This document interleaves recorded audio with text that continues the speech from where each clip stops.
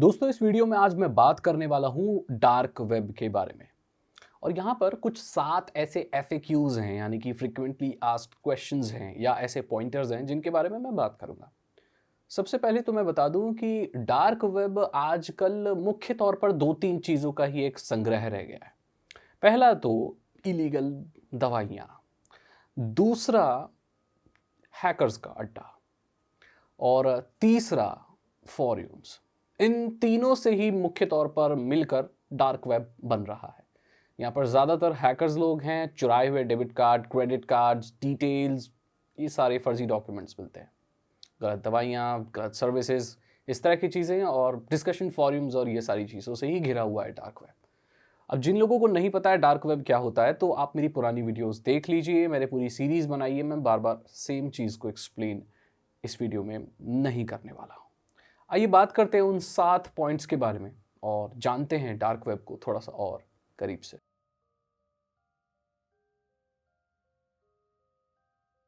हाँ, ये बात बिल्कुल सही है और इस सब को आप अपने घर के कन्वीनियंस से कर रहे हो। सो ये जो कथन है कि इट्स लाइक कि आप रात में चल रहे हो और ड्रग डीलर्स की गलियों में जा रहे हो जहाँ पर कोई पुलिस नहीं आती। सही बात है। हालांकि डार्क वेब के केसेस में पुलिस देखने को मिली है, इंटरनेशनल पुलिस और FBI वगैरह, लेकिन ये कुछ तौर पर बिल्कुल ऐसा ही है। यहाँ पर गलत सामान ही बेचे जाते हैं और सही लोग यहाँ पर कम ही देखने को मिलते हैं। So it's like 90% correct.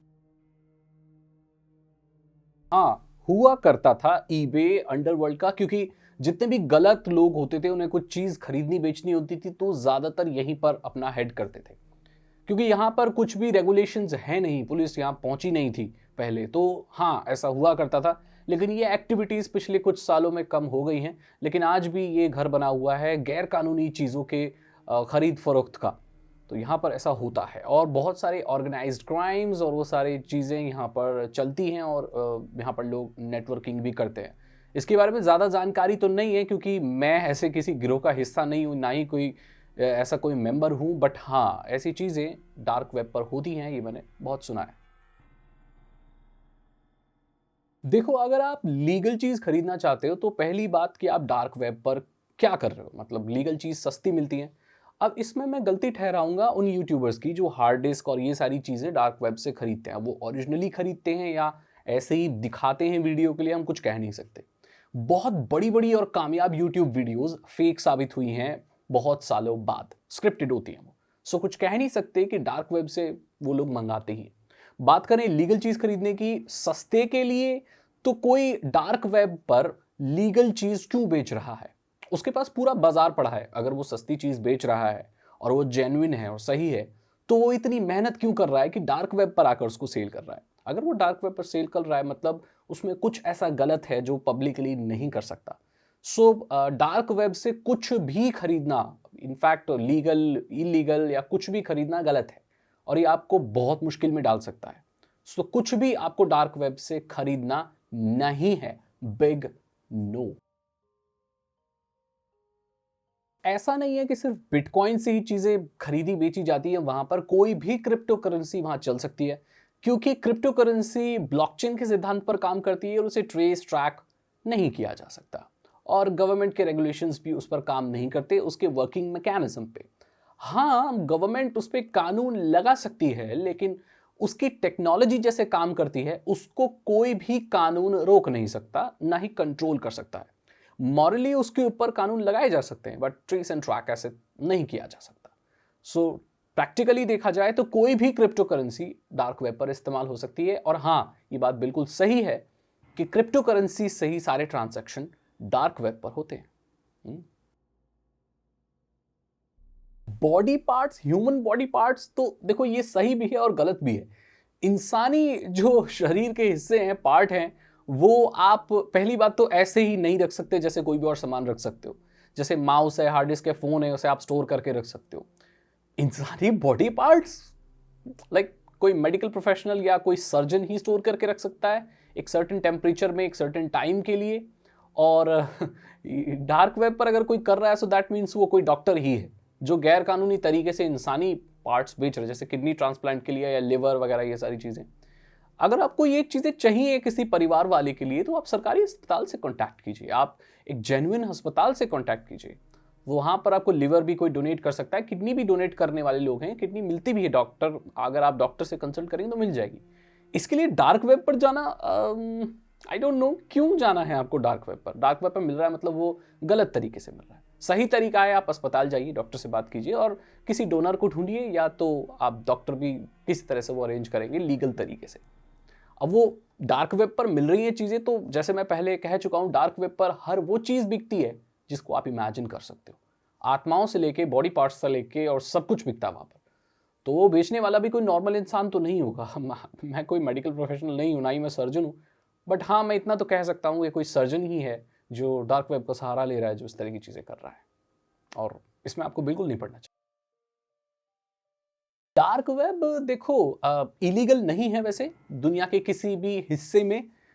वैसे भी देखा जाए, मैंने सारे दुनिया का कानून तो नहीं पढ़ा है, लेकिन डार्क वेब पर जाने के बाद जब तक आप कुछ डिस्ट्रीब्यूट नहीं कर रहे हो, कुछ खरीद नहीं रहे हो, कुछ बेच नहीं रहे हो, या कोई गैर कानूनी चीज देख नहीं रहे हो, यानी कि कंज्यूम, किसी चीज को देखना भी कंज्यूम करना ही होता है, उसको बढ़ावा देना भी होता है।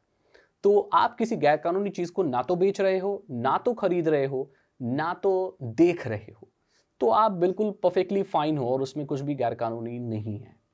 लेकिन यहां पर ऐसे बहुत ज्यादा चांसेस हैं कि आप गलती से भी गैर कानूनी चीजों में पड़ सकते हो, क्योंकि डार्क वेब पर आप कोई भी जब लिंक क्लिक करते हो तो आपको ये नहीं मालूम कि उसको क्लिक करने के बाद क्या आएगा, वहां कुछ भी आ सकता है। डार्क वेब की एक बहुत ही खतरनाक बात यह भी है कि वहां पर गलत से गलत चीज का बड़ा कॉमन नेम है, बहुत कॉमन नेम। जैसे रेड रूम से आपको क्या पता चलता है?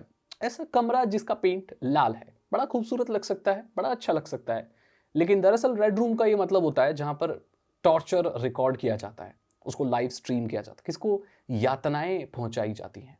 गलत से गलत कामों के इतने कॉमन नाम हैं, जैसे आइसक्रीम, जैसे फ्लावर, जैसे हाफ फ्लावर, ये कुछ भी कोड नेम हो सकता है। इवन वहां पर इंसानों के भी असली नाम नहीं है। Fire dragon, dragon without a wing, ये लोगों के कॉमन यूजर नेम्स है। और वहां पर गलत से गलत चीजों के नाम भी इतने कॉमन है कि वो जो हो रही हैं वो सुनने में फनी लगती हैं, बट वो बहुत भयानक चीजें हो रही होती हैं। सो हमें मालूम नहीं है कि लिंक के पीछे है क्या, और अगर आप गलती से पहुंच गए तो आप उस गैर कानूनी की श्रेणी में पहुंच जाएंगे। ना चाहते हुए भी आप ऐसी चीज डाउनलोड कर लेंगे जो शायद वायरस हो, कोई गैर कानूनी चीज हो, किसी का चुराया हुआ डेटा हो, या किसी की पहचान हो। तो बहुत ही ज्यादा चांसेस हैं कि आप ना चाहते हुए फंस जाओ। इंटेंशनली तो ठीक है, वो तो गलत है ही, अनइंटेंशनली भी आप ऐसी चीजों में पड़ सकते हो। ऐसा भी हो सकता है कि आपका कंप्यूटर एक बहुत बड़े ऑर्गेनाइज्ड क्राइम का हिस्सा बन जाए। आपको मालूम होगा आपके कंप्यूटर का इस्तेमाल किया जा सकता है।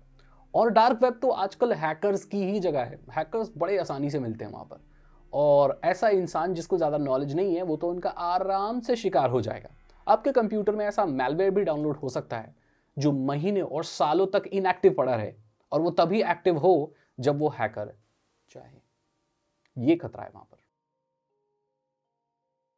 कम्युनिटीज, हाँ देखो, वहां पर मैंने कहा फॉरम्स वगैरह होते हैं, तो वहां पर लोग डिस्कस कर रहे होते हैं अलग अलग चीजों के बारे में, बहुत वियर्ड से वियर्ड फेटिश, बहुत ही अलग अलग उनकी ऐसे ऐसे लोग हैं जिन्हें जैसे रैंडमली बाल पड़े हुए हैं, उनकी फैंटेसीज है कि भाई मेरे को एक ऐसा कमरा है जिसमें बाल ही बाल पड़े हो। बहुत वियर्ड है। किसी का ये कैसे फैंटेसी हो सकती है कि एक कमरा जिसमें बाल ही बाल पड़े हो, कटे हुए बाल। तो इस दुनिया में मानो ना मानो मेरे दोस्त, ये वाली इसकी फेटिश और ये फैंटेसी जो भी है, इसको भी रखने वाले लोग हैं। ये दुनिया बहुत बड़ी है, बिलियंस मिलियंस पीपल हैं, और वहां पर ऐसे बहुत सारे लोग होंगे जिनका ये एक हो। ऐसे बहुत सारे लोग हैं जिनको ग्रॉस से ग्रॉस चीजें पसंद है। उनको ये पसंद है कि जैसे ह्यूमन फेकल या स्टूल, या आप कह सकते हो गोबर, या ये सारी चीजें पसंद है, देखना पसंद है। सुनने में बड़ा ग्रॉस लगता है, पर ये रियलिटी है, ऐसे लोग भी हैं। हिटलर के ऊपर भी लोगों ने आरोप लगाया था कि उसको ये फेटिश है कि उसको स्टूल फेकल्स, ह्यूमन फेकल्स देखकर थोड़ा सा अच्छा लगता है। आई डोंट नो, बट ऐसे हैं, इस कैटेगरी के लोग हैं। तो उनके जो सेम चीजें लाइक करने वाले लोग हैं वो एक दूसरे को वहां पर फाइंड आउट कर सकते हैं, क्योंकि नॉर्मली ऐसी चीजें सरफेस पर डिस्कस नहीं होती। लोग डिस्कस्टिंग समझते हैं।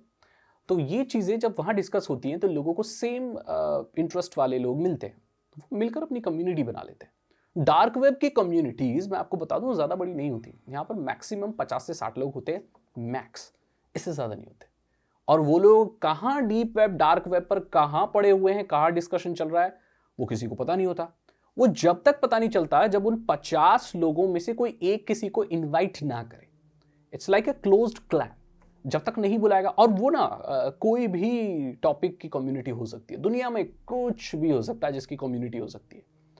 और डार्क वेब पर है तो ये मान के चलो कि वो कोई ऐसा टॉपिक है जिसे सरफेस वेब पर डिस्कस नहीं किया जा सकता। ये गैरकानूनी भी हो सकता है, ये वियर्ड भी हो सकता है, ग्रॉस भी हो सकता है, राइट। सो कम्युनिटीज़ एग्जिस्ट करती हैं और ये ज़्यादातर छोटी कम्युनिटीज़ होती हैं और बहुत क्लोज्ड होती हैं। इसमें बहुत मुश्किल से ही इन्विटेशन मिलता है और जाना भी नहीं चाहिए, क्योंकि अगर आपको उसमें इंटरेस्ट नहीं है तो आप कम्युनिटी में क्या कर रहे हैं। अगर इंटरेस्ट है भी तो ऐसा इंटरेस्ट रखो जो आप सरफेस वेब पर डिस्कस कर सको। ऐसी ग्रॉस चीज़ें, ऐसी अजीब चीज़ों का इंटरेस्ट तो नहीं ही रखना चाहिए।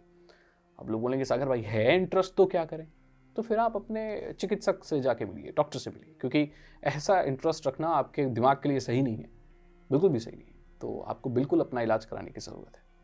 तो ये मैंने कुछ क्वेश्चंस के आंसर दिए डार्क वेब से रिलेटेड। डार्क वेब क्या होता है, कैसे काम करता है, इस सब की पूरी प्लेलिस्ट बना दी है मैंने।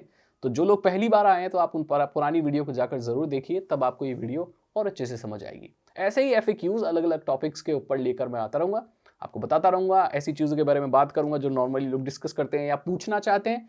मैं अपना टेक दूंगा उस पर। अगर आपको ये वीडियो अच्छी लगी तो उसे लाइक करें, अपने दोस्तों के साथ शेयर करें। साइबर सिक्योरिटी और एथिकल हैकिंग में इंटरेस्ट है तो डिस्क्रिप्शन चेक करें।